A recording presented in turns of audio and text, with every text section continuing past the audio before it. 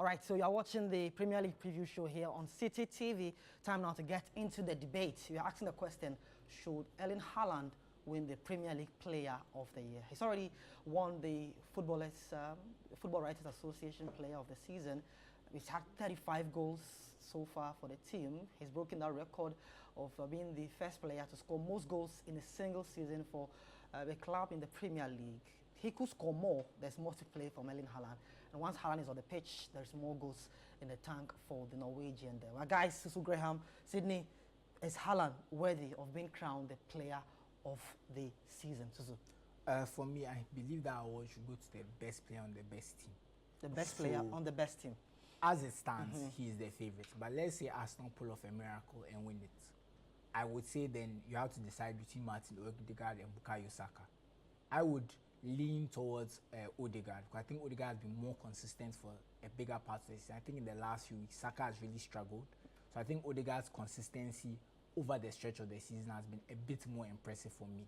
So that's why I'm saying the award for me, because it's the Premier League. If we are talking about the Premier League Player of the Year, it should be the best player on the best Premier League team. I think it shouldn't be going to a player who doesn't win the league. Is he the best player at Man City?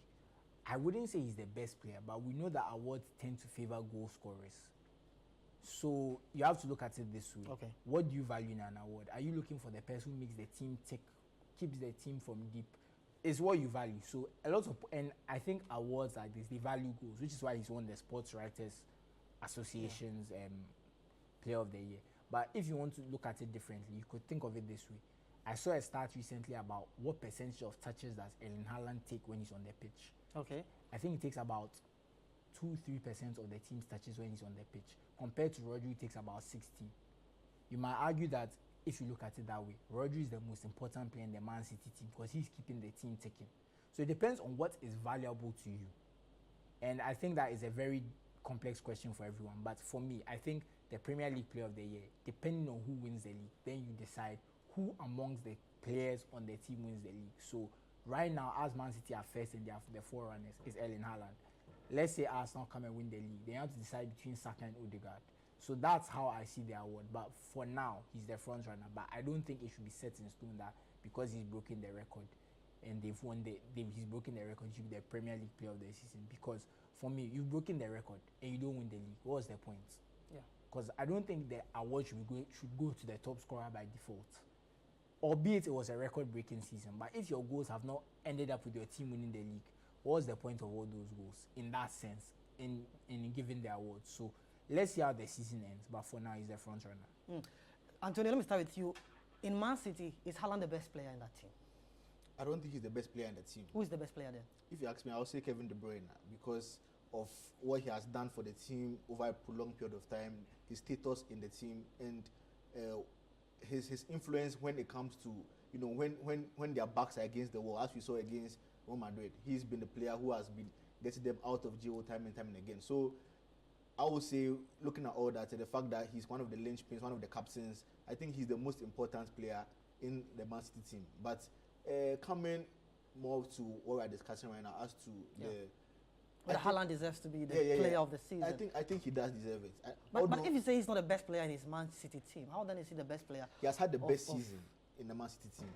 Although he's not the best player. Ahead of Kevin De Bruyne this season. I believe so. I think he's also been, I think Kevin De Bruyne has been in and he's had a few injuries in and out of this. So I think Haaland has been a bit more consistent for me, for Man City. I think it's almost like you can guarantee a Haaland goal every weekend more often than not.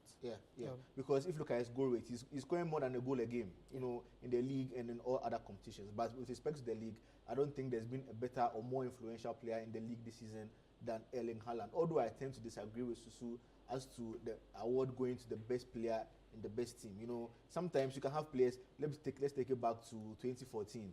Well, let's see what Suarez did in the league. He was, I think, head and shoulders better than all the other players, but it still didn't go to him.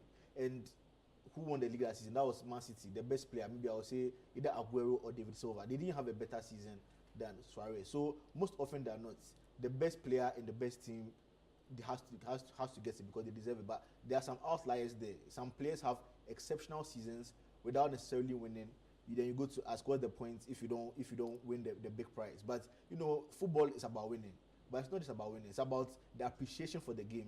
It's an entertainment. You go to a football game not necessarily to watch the team get 3 points, but to also be entertained in the process. Yeah. So some Does Haaland really entertain you? He doesn't really entertain me. He doesn't entertain you at all. He entertains me to an extent, but I prefer other players. No, he entertains me to the extent that you can see this guy, this machine, like he's just going for the ball. The ball anywhere around him, he's going for it. He's a physical, a physical specimen. He's always fighting for the betterment of his team. And sounds like he's talking about a rugby player, but there are different kinds of players. You have the more silky players, the more skillful. He's not a silky, skillful player, but he goes for the goal. He gets the job done. And he knows where to be. He knows how to get the goals. And football is goals are the most precious currency in football, which is why such a high premium is placed on goal scoring. So, yeah, he's not, I won't say he's the best player, but he has had the best season. It's because of him that Man City are in this position. Earlier on, when he wasn't, he did so well at the beginning of the season, he kind of tapered off a bit. And no surprise, that's also coincided with the time when Man City didn't look like they were getting their ducks in a row. It seemed as if Arsenal might even stretch their 8 points lead. But Haaland picks up form again, Man City pick up form again, and now you see where they have managed to muscle their way back to the top of the league. So yeah, he deserves it, I would say. I mean, breaking the record, a record that has stood for more than 35 years, and he's the one who has come to break it. So it's not you don't take it lightly at all. Look at all the great goal scorers that have all passed through the league. You can just the names just roll off the tongue, and it took this young boy, 22, 21-year-old boy, to come and break that record. So not only should he win the best player, he should win the young player as well. I think it should be a clean sweep for him. FWA, Premier League player, a PFA player, PFA young player, all should go to him because if he's to miss out on an award, which player do you think will be best for that accolade, if not for Erling Haaland this season? I think the next best player has been Odegaard. Martin Odegaard for you. That's our captain. Is he? I would disagree with Sydney on his point when he said he doesn't think the best player. I'm talking about the Premier League Player of the Year, the PFA and sports writer. You can give it to who you want. I'm talking about Premier League. Those ones are for the best individual player. Yeah. But when you say Premier League, I think it should be given to the person who quote unquote won their team the Premier League, if that makes sense. If you want to talk about PFA, so for you at the moment, Haaland is leading. But if Arsenal win the title, then you have to look at Odegaard or Saka for winning their quote unquote winning their team the title. And then if you want to talk about the best individual player, I think that's when you come to the sports writer and the PFA player of the. Those ones, it doesn't matter. You don't need to win the league to win those ones, in my opinion, because PFA is your peers decide that you have been the man that we've been watching all seeing, like, wow, I wish I was you. And then you have the Football Writers Association, which is, people like us who've been watching football and say, wow, this player has done the most. It doesn't matter if you don't win the league. You can even finish 20th, but if you do something incredible, you can win those awards. But I think Premier League Player of the Season should be reserved for the person player in the best team, quote unquote, won their team their title. I think I just want to say that he definitely deserves some awards, but Premier League Player of the Year should be reserved for the best player on the best team.